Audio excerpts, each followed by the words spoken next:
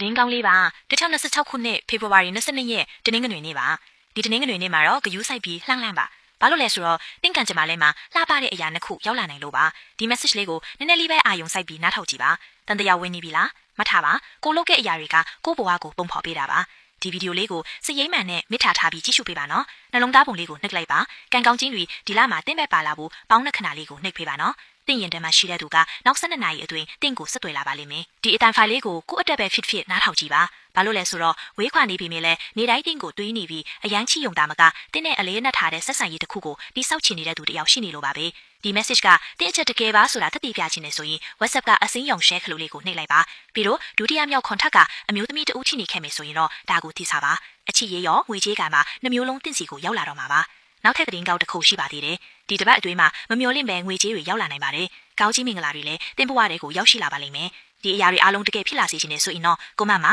YES လို့ရေးပေးလိုက်ပါနော်သင်ဟာပျော်ရွှင်မှုအချစ်နဲ့ပြည့်စုံကြွယ်ဝခြင်းတွေကိုထိုက်တန်သူတစ်ယောက်ပါပဲ